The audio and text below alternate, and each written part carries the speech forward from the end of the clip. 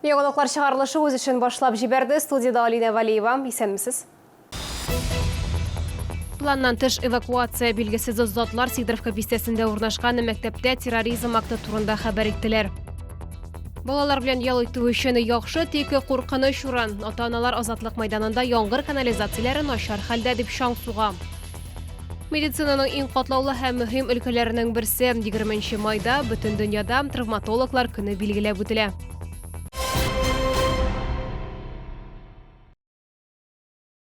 Соңгы тәүлектә Татарстанда яшәүче 33 кешедә COVID-19 диагнозы расланды. Чаллыда узган тәүлектә коронавирусын тагын 8 яңа очрагы теркәлде. Шулай итеп 20 майга Татарстан буенча коронавирус белән авыруның барлыгы 21140 очрагы билгеле, аларның 18080 терелгән, 44 узган тәүлектә. Күп функцияле үзәкләрдә яңа хезмәте барлыкка килгән, хәзер чит ил гражданнары яшәү урыны буенча офисларда теркәлә ала. Белгечкә, дәүләт хезмәтләре порталы аша алдан язылырга, яисә уңайлы вакытта офиска килеп электрон чиратка талон алырга була. Хезмәт күрсәтү 3 эш көнен тәшкил итә. Җәйге каникулда балалар поезда 50% ташлама белән йөри алачак. Билетларны Россия тимер юллары кассасында, шулай ук рәсми сайтында яки кушымтасында сатып алган очракта ташлама ясала. Ул ерак араларга йөрүче, скорый һәм пассажир поездларының гомуми плацкарт вагоннарына, шулай ук тимер юл электр, дизель поездларының 2 һәм 3 класслы вагоннарына билетлар сатып алганда бирелә. Ташлама пассажирларның яшы турында мәгълүмат тутырганда автомат рәвештә ясала. Урын кирәк ярагыннан һәм башка хезмәтләрдән файдалануга ташлама күздә тотылмаган, поездга утырганда пассажирларның билетын һәм шәхесен раслаучы документын тикшерәчәкләр. Көтелмәгән эвакуация Казан гимназиясендәге фаҗигадан мәктәпләрдә терактлары турындагы хәбәрләр бөтен республика буйлап таралды. Социаль шидәрләрдә һәм мессенджерлардан белем бирү учреждениеләренә бомбалар куелу яки террорчылык актларына әзерлек бару турында билгесез кешеләр хәбәрләр урнаштырды. Мондый мәгълүматлар Чаллыда да барлыкка килде. Бүген Сидоровка бистәсендәге 9 мәктәпнең укучыларын һәм мәктәп эшчеләрен эвакуацияләделәр.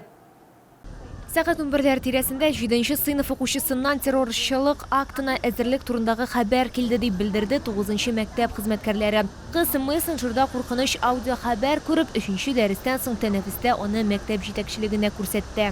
В связи с чем были сразу же даны сообщения в правоохранительные структуры через 112 при помощи речевого оповещения и тревожных сигналов. Школа была эвакуирована. Очень оперативно приехали все службы. Баштан балаларга өйрәнүләр үткәрелә дип хәбәр ителә. Бина эшеннән тиз арада гызыгыларсыз гына барысы да чыгарыла. У нас был урок русского языка, и наш учитель отошел, получается, куда-то, и потом нам сказали, что он пошел к директору. Через минут 20 он приходит и звенит 2-3 раза. Потом нам сказали выходить на улицу. Начал выходить из классов тоже много людей, и вот мы вышли, и нам сказали выходить за забор, и мы вышли вот сюда и стояли. Было вообще не страшно, потому что сказали учебная тревога. А потом нас всех отпустили домой. Только у нас ключи в школе, поэтому мы домой попасть не можем. Мәктәптә кинологлар, полиция хезмәткәрләре, янгынчылар, ашыгыч ярдәм табиблары эшли. Урынга шулай ук мәгариф идарәсе вәкилләре дә килә. Уку йортының барлык кабинетлары җентекләп тикшерелә. Мәктәпкә яңадан бар тик укытучылар гына кертелә. Сыйныфларда шәхси әйберләрен калдырган балаларны бинага кертмиләр. Анда оператив тикшерү төркеме эшен дәвам итә. Хәзер әлеге хәлнең барлык нечкәлекләре өйрәнелә. Гаепле кеше ачыкланачак. Искәртеп узабыз, террорчылык турында ялган хәбәр тараткан өчен 5 елга кадәр төрмә яный. Лилия Гайцина, Валерия Новожилова, Александр Кощеев, яңалыклар. Балаларның иминлеге өчен борчылабыз. Мондай иштәлектәге хәбәрне Чаллы ТВ-ның кайнар элемтәсенә калдырганнар. Шәһәрдәшләребез сүзләренә караганда, Азатлык мәйданы куркынычсыз түгел, урынга хәбәрчебез чыкты. Азатлык мәйданында саф һава сулап йөрүче ата-аналар белән балаларны еш күреп була. Әмма балаларны кулдан ычкындырып үзләрен генә йөрергә җибәрү куркыныч, коляска белән йөрү дә бирдә уңайсыз дип канагатьсезлек белдерә халык. На первый взгляд это ужасно просто.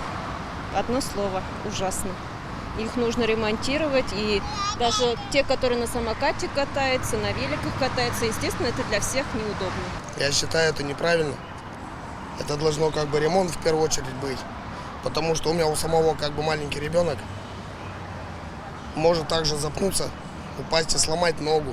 2 ел элек майданы үзгәрткәннәр иде, бирдә җәяүлеләр юллары яңартылды, кече архитектура формалары, фонарьлар, күзәтү һәм амфитеатр урнаштырдылар. Һәм яңгыр канализацияләре генә озак хезмәт итмәде дип билгеләп үтәчәләр. Считаю, что ливневкам нужен ремонт, так как это небезопасно, потому что после реновации площадь стала очень популярна для детей, для родителей с маленькими детьми. И маленькая ножка маленького человека может просто провалиться, можно получить какую-то либо травму. Яңгыр канализацияләрен кайчан тәртипкә китерәчәкләр, бу сорау белән без шәһәр хакимиятенә мөрәҗәгать иттек. Әлегә рәсми җавап көтәбез. Лилия Гатина, Диана Малярова, Сергей Вильданов, Яңалыклар. Әгәр сезнең дә берәр нинди проблема борчыса, шатлыклы хәбәр җиткерәсегез килсә, безнең редакциянең кайнар элемтә телефонына шалтыратыгыз. 51-31-31 номеры тәүлек буена эшли. Кызыксындырган яки борчыган сорауларыгызны WhatsApp хезмәтенә дә юллый аласыз. Фотосурәтләрегезне һәм видеоларыгызны 8939-311-31-31 телефоны буенча көтеп калабыз. Безнең хәбәрчеләребез сезнең белән элемтәгә кереп проблемагызны хәл итәргә булышыр. Кирәкле җитәкчеләр белән күзгә-күз очрашырга ярдәм итәр. Бәлки нәкъ менә киләсе чыгарылышта сезнең мәсьәлә хәл ителер.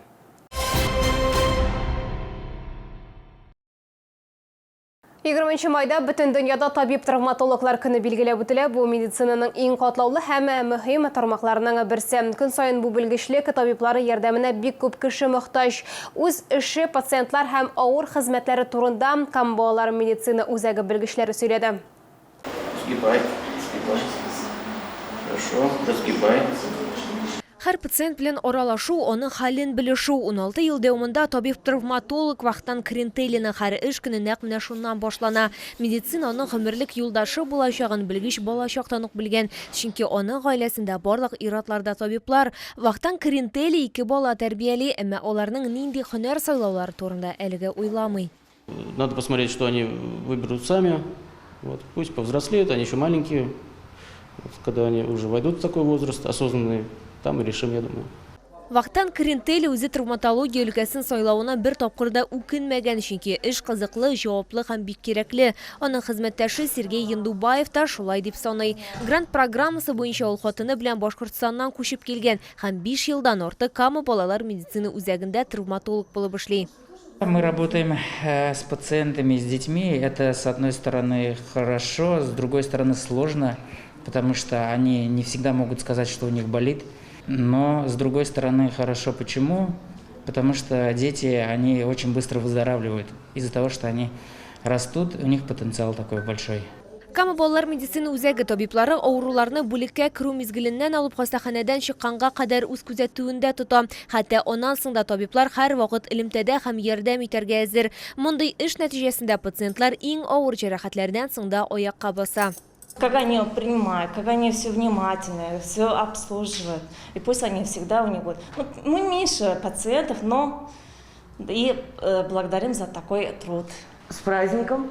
Поздравляем! Всего вам хорошего, чтобы ваша деятельность, благодарна очень вам. Спасибо большое. Медицина хезмәткәрләренең эш тәртибендә бер генә буш минут та юк. Ни генә булмасын, безнең сюжет геройлары Гиппократ антына тугры кала һәм пациентларына бик теләп ярдәм итә. Бу иң мөһиме. Лилия Гатина, Айдар Мусин, Яңалыклар. Келесі мәгълүмат машина йөртүчеләр игътибарына 21 май көне иртәнге 5-тән 7-гә кадәр Шулман проспекты һәм Нариманов урамы киселешендә светофор сүндереләчәк. Бу электр энергиясе булмау белән бәйле. Машина йөртүчеләргә юлларда игътибарлы булулары сорала. Бүгенгә шулар иде. Мин Алина Валиева, сезнең белән сау булашам. Игътибарыгыз өчен рәхмәт.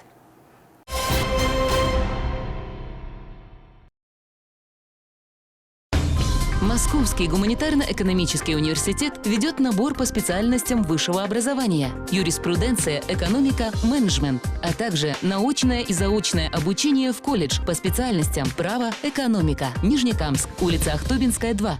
Срочно требуются укладчики-упаковщики мороженого. Зарплата 35 тысяч рублей. Телефон 8 991 398 96 55.